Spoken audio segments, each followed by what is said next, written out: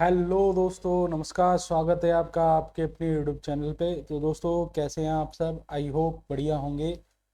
तो दोस्तों, इस सीरीज में हम लेकर के आए हैं सी टेट जूनियर और प्राइमरी के लिए बाल विकास एवं शिक्षा शास्त्र। ठीक है, ये बाल विकास शिक्षा शास्त्र का सेट नंबर 2 है और सेट 1 हम कर चुके हैं। जिसने नहीं देखा है तो प्लीज़ जाके प्लेलिस्ट में देख लीजिए। चलिए, देर ना करते हुए हम चलते हैं। उससे पहले आपको फिर से एक बार बता देता हूँ कि इस सीरीज में फ्रेंड्स प्रीवियस ईयर के क्वेश्चंस हैं। प्रीवियस ईयर के क्वेश्चंस हैं प्लस थ्योरी, इन दोनों को ही शामिल किया गया है। और आप यदि इसको कर लेते हैं तो 30 में से 29 प्रश्न एकदम राइट करके आएंगे सीटेट में, जो कि आपकी सफलता में एक मील का पत्थर साबित होंगे। तो दोस्तों, देर ना करते हुए चलते हैं अपने क्वेश्चन पे।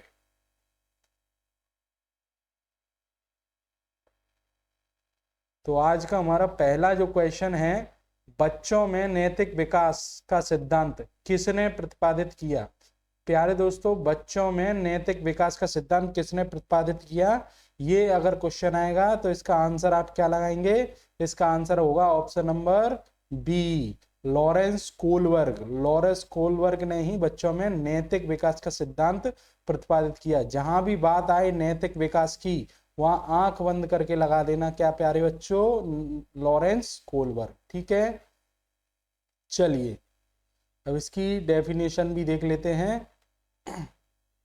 देखिए, नैतिक विकास का सिद्धांत लॉरेंस कोलबर्ग द्वारा दिया गया, जिसमें 3 स्तरों व 6 अवस्थाओं को बताया गया। प्यारे बच्चों, नैतिक विकास का सिद्धांत कोलबर्ग ने दिया है, जिसमें 3 अवस्था स्तरों और 6 अवस्थाओं को बताया गया है। चलिए चलते हैं अपने नेक्स्ट क्वेश्चन पे। प्यारे बच्चों, हमारा अगला क्वेश्चन है, निम्न में से कौन सा संवेग अर्थपूर्ण सीखने की प्रक्रिया को सुसाधित करेगा? प्यारे बच्चों, अर्थपूर्ण सीखना है क्या? देखिए, अर्थपूर्ण सीखना वो है जो कि बच्चों को एप्रिशिएट करे सीखने में, और जो उनका ऑलरेडी सीखा हुआ ज्ञान है उससे नए ज्ञान को जोड़े। अर्थात अगर टीचर ने कोई नया ज्ञान सिखाया है और बच्चा उस नए ज्ञान को अपने पुराने ज्ञान से जोड़ लेता है तो वो अर्थपूर्ण अधिगम है। देखिए, अर्थपूर्ण अधिगम कैसे कंप्लीट होगा प्यारे बच्चों, कैसे सुसाधित होगा? देखिए, तनाव में नहीं होता है, गलत है। भारी चिंता, ये भी बिल्कुल गलत है। हीनता, ये भी बिल्कुल गलत है। तो सही आंसर क्या होगा? ऑप्शन नंबर सी, अर्थपूर्ण अधिगम। यानी कि अर्थपूर्ण सीखने की प्रक्रिया किससे सुसाधित होगी प्यारे बच्चों? जिज्ञासा से। ठीक है, चलिए अपने नेक्स्ट क्वेश्चन पे चलते हैं। देखिए, अर्थपूर्ण अधिगम का तात्पर्य है जब विद्यार्थी किसी नए ज्ञान को उन अवधारणाओं से जोड़े जो वह पहले से जानता है, तो क्या होगा प्यारे बच्चों? अर्थपूर्ण अधिगम। चलिए, हमारा अगला क्वेश्चन है, व्यागोत्स्की के अनुसार निम्न में से क्या बच्चों को समीपस्थ विकास के क्षेत्र की दूरी तय करने में मदद करेगा? प्यारे बच्चों, समीपस्थ विकास, याद रखिए, जहां भी बात आ जाए समीपस्थ विकास की, वह आंख बंद करके लगा देना प्यारे बच्चों, पाड़।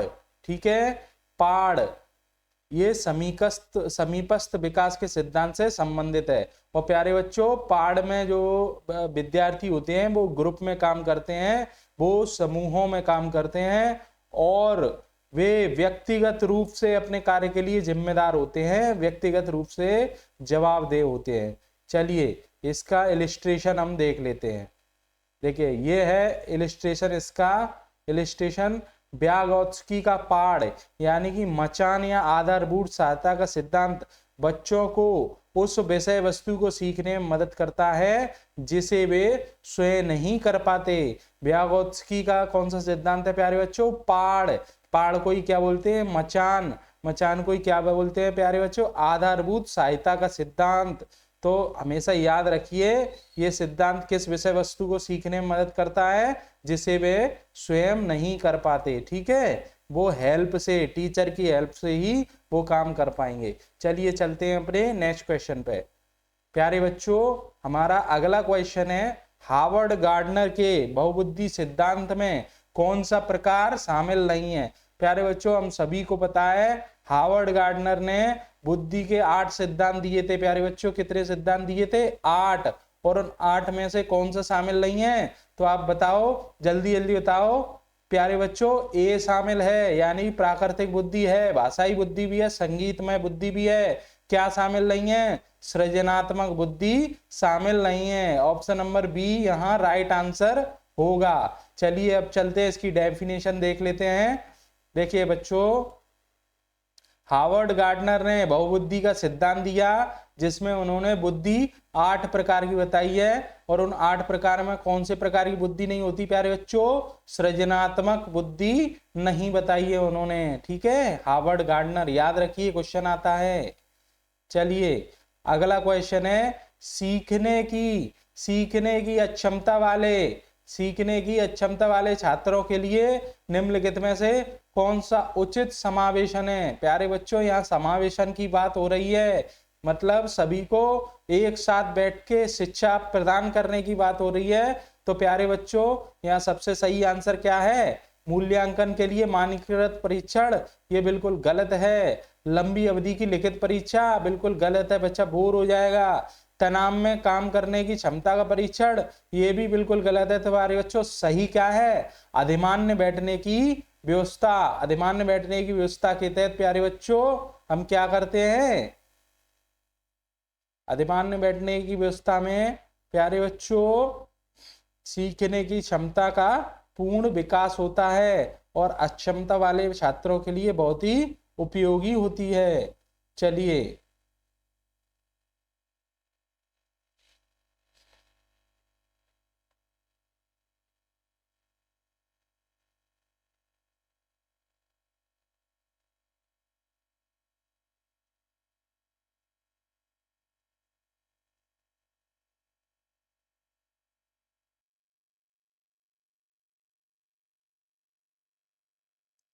तो प्यारे बच्चों, हमारा अगला क्वेश्चन है, निम्नलिखित में से कौन सी प्रक्रिया सार्थक सीखने को बढ़ावा देती है? प्यारे बच्चों, सार्थक सीखने को बढ़ावा क्या देता है बताइए। इसमें आपको अलग ही दिख रहा होगा। Option number A is the right answer.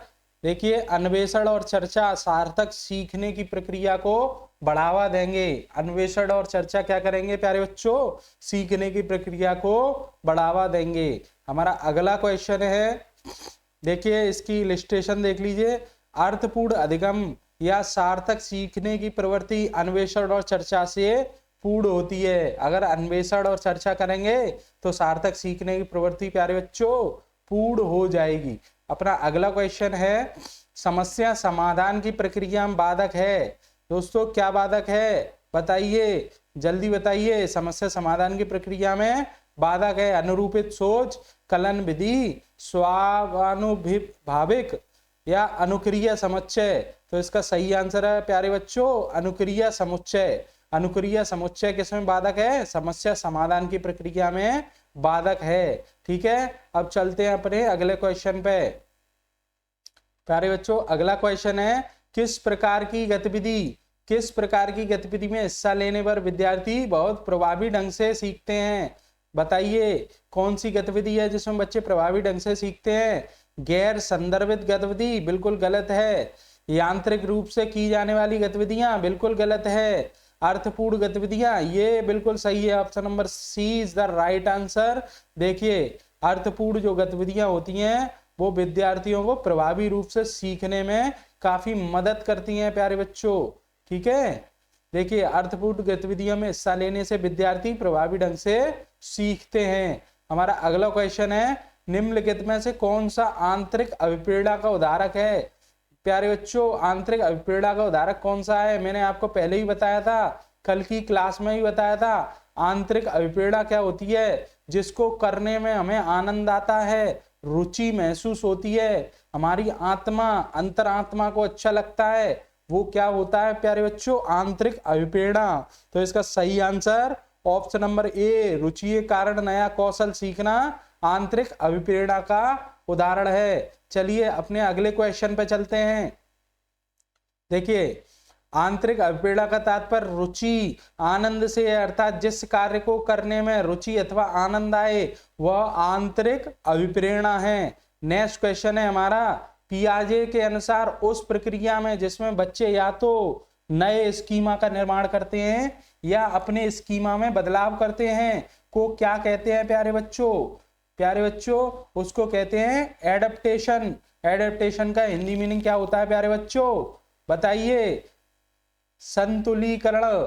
ठीक है, जिसमें बच्चे नए स्कीमा का निर्माण करें और उनके पास जो गलत स्कीमा है या उनके पास अपना स्वयं की जो विचारधारा है उसमें बदलाव करें, तो ये सब क्या होता है? संतुलीकरण अर्थात adaptation. Option number C is the right answer.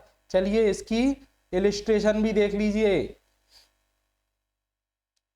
देखिए, पियाजे के संज्ञानात्मक विकास सिद्धांत के अनुसार आत्मसातकरण, समायोजन और संतुलीकरण ऐसी प्रक्रिया है जिसमें बच्चे नए अनुभवों को ग्रहण करते हैं। प्यारे बच्चों, नए अनुभवों को ग्रहण किसमें किया जाता है? आत्मसातकरण, समायोजन और संतुलीकरण, इन तीनों में नए अनुभवों को ग्रहण किया जाता है। चलिए हमारा अगला क्वेश्चन है, जीन पियाजे के अनुसार मूर्त संक्रियात्मक अवस्था में बच्चे तर्कपूर्ण ढंग से सोच पाते हैं पर उन्हें कठिनाई आती है। डेड डेड डैश, इसमें क्या सही आएगा प्यारे बच्चों? किसमें कठिनाई आती है? मूर्त संक्रियात्मक अवस्था में बच्चों को तर्कपूर्ण ढंग से सोच पाते हैं पर उन्हें कठिनाई आती है, किसमें आती है? देखिए इसका सही आंसर है ऑप्शन नंबर सी, परिकल्पित निगमनात्मक तर्क। परिकल्पित निगमनात्मक तर्क में बच्चों को कठिनाई आती है। ठीक है, और ये किसका पार्ट है? मूर्त संक्रियात्मक अवस्था का पार्ट है। ठीक है, इसी में कठिनाई आती है, बाकी कार्य वे आसानी से कर लेते हैं। चलिए इसका इलस्ट्रेशन देख लीजिए। देखिए, मूर्त संक्रियात्मक अवस्था में बच्चे तर्कपूर्ण ढंग से सोच पाते हैं पर उन्हें परिकल्पित निगमनात्मक तर्क में कठिनाई आती है। चलिए प्यारे बच्चों, option number C is the right answer. चलते हैं अपने नेक्स्ट क्वेश्चन पे। देखिए, निम्न में से सामाजिक रचनावादी सैद्धांतिक के रूप में भी जाना जाता है। किसे जाना जाता है प्यारे बच्चों? किसको सैद्धांतिक रचनावादी के रूप में जाना जाता है? बताइए। Option number B is the right answer, Kohlberg. Kohlberg को किस नाम से भी जानते हैं? सामाजिक रचनावादी सिद्धांत। ठीक है, कोलबर्ग को इस नाम से भी जाना जाता है। देखिए इसका इलस्ट्रेशन, लेव वाइगोत्स्की, ये आंसर इसका गलत हो गया फ्रेंड्स। इसका सही आंसर है लेव वाइगोत्स्की, आप करेक्ट कर लीजिए। देखिए, निम्न में से सामाजिक रचनावादी सैद्धांतिक रूप में भी जाना जाता है। किसको जाना जाता है? वाइगोत्स्की को। ये सामाजिक रचनावादी सैद्धांतिक थे। ठीक है, लेव वाइगोत्स्की। चलिए चलते हैं अपने अगले क्वेश्चन पे। देखिए कभी गलती हो जाती है यार। देखिए अगला क्वेश्चन है, एक कक्षा में विद्यार्थी समूह में कार्य कर रहे हैं तथा शिक्षिका उन्हें संकेत देकर सहायता कर रही है। कक्षा में कौन सा प्रत्यय का प्रयोग हो रहा है? प्यारे बच्चों, समूह में कार्य करना किसका उदाहरण होता है? मैंने पहले भी बताया था, और उनको शिक्षिका संकेत देकर के समझा भी रही है। तो ये किसका उदाहरण है प्यारे बच्चों? Option number B is the right answer, पाड़ का उदाहरण है। आप सभी जानते हैं पाड़ का सिद्धांत किसने दिया था? जल्दी बताइए। पाड़ का सिद्धांत दिया था वाइगोत्स्की ने। ठीक है, वाइगोत्स्की के अनुसार बालक को सीखने के लिए पाड़ की जरूरत होती है। पाड़ में बच्चे समूह में कार्य करते हैं तथा व्यक्तिगत रूप से जवाबदेह होते हैं। ठीक है, आपको कहीं भी ये वाला समूह में कार्य करने वाला कॉन्सेप्ट नजर आए तो आंख बंद करके डाल देना पाड़, ये सही आंसर होगा। अगला क्वेश्चन है हमारा, नेक्स्ट क्वेश्चन पे चलते हैं। देखिए, कौन सी बुद्धि में शामिल है? बिंबों को कुशलता पूर्वक संचालन करने की क्षमता, आलेख के कौशल और तर्क उनका जिनके 2 से अधिक विमितियां हैं। प्यारे बच्चों, बिंब याद रखिए, और विमितियां ये सब किससे संबंधित हैं? चित्रों से, इमेज से संबंधित होती हैं। बिंब और विमितियां ये चित्रों से संबंधित होती हैं। और जहां चित्र की बात आ जाए प्यारे बच्चों, जहां चित्र की बात आ जाए वहां सही आंसर होगा ऑप्शन नंबर डी, स्थानिक बुद्धि। स्थानिक बुद्धि में बिंब अर्थात चित्र, चलचित्रों को देख करके बच्चों को काफी आनंद आता है, अच्छा महसूस होता है, और वो उस कंसेप्ट को बहुत जल्दी सीख लेते हैं, उस कंसेप्ट की अच्छे से व्याख्या भी कर पाते हैं, उस कंसेप्ट को अच्छे से एक्सप्लेन भी कर पाते हैं। और ये कंसेप्ट क्षेत्र और बिंब वाला कंसेप्ट किस में आता है प्यारे बच्चों? स्थानिक बुद्धि के अंतर्गत आता है, याद रखिएगा। देखिए गार्डनर, स्थानिक बुद्धि का सिद्धांत किसने दिया था? गार्डनर ने। गार्डनर के स्थानिक बुद्धि सिद्धांत के अनुसार स्थानिक बुद्धि दृश्य, चित्र, जानकारी को प्रभावी ढंग से देखने, समझने और उपयोग करने की क्षमता होती है। देखिए स्थानिक बुद्धि क्या है? दृश्य, चित्र, जानकारी को ढंग से देखना, उपयोग करना और उसे समझने की क्षमता ही क्या कहलाती है प्यारे बच्चों? स्थानिक बुद्धि। और ये सिद्धांत किसने दिया था? गार्डनर ने दिया था। चलिए चलते हैं अपने नेक्स्ट क्वेश्चन पे। देखिए हमारा ये अंतिम प्रश्न है और इसमें देखना ये है, प्रश्न है, यह संभावित है कि एक बच्ची को अपने माता पिता को गैर अनुरूपवादी जेंडर व्यवहार करते हुए देखती है, तो बच्ची क्या प्रतिक्रिया करेगी प्यारे बच्चों? बच्ची प्रतिक्रिया क्या करेगी यह आप मेरे कमेंट बॉक्स में बताइए, ठीक है। चलिए मैं ही बता देता हूं, कमेंट मत करिए, इसके ऊपर और भी आप पढ़ के आना। देखिए option number B is the right answer, पारंपरिक जेंडर भूमिकाओं पर सवाल उठाएगी। देखिए बच्ची पहले उस पूर्वाग्रह से ग्रसित नहीं होगी, कुछ भी बच्चे देखते हैं गलत होता हुआ तो उससे ग्रसित नहीं होते, ठीक है, और ना ही उसका पालन करते हैं डायरेक्टली, और ना ही उस रूढ़िवादिता का पालन करते हैं। प्यारे बच्चों बच्चे तर्क करते हैं, क्योंकि बच्चे एक नैतिक रूप से होते हैं, नैतिक प्राणी होते हैं। जो सबसे पहले उनके अंदर संवेग विकसित होता है वो नैतिक होता है, अच्छा और बुरा। तो बच्चे वो उस पर सवाल उठाएंगे, अगर कुछ गलत होता हुआ देख रहे हैं तो उस पर सवाल उठाएंगे, और अगर माँ बाप उनको जिस प्रकार गाइड कर देंगे कि ये चीज सही है बेटा ये नहीं है, तो फिर वो उसी चीज का पालन करने लगेंगे। लेकिन सबसे पहले बच्चे गलत चीज पे सवाल उठाते हैं, ठीक है। तो प्यारे बच्चों अगर आपने आपका YouTube चैनल सब्सक्राइब नहीं किया है तो प्लीज सब्सक्राइब कर लीजिए और अपने फ्रेंड्स को भी बता दीजिए।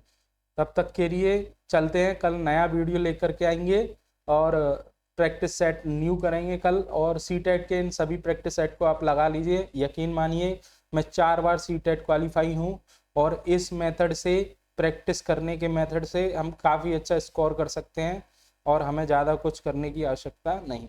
चलिए धन्यवाद, नमस्कार, राम राम।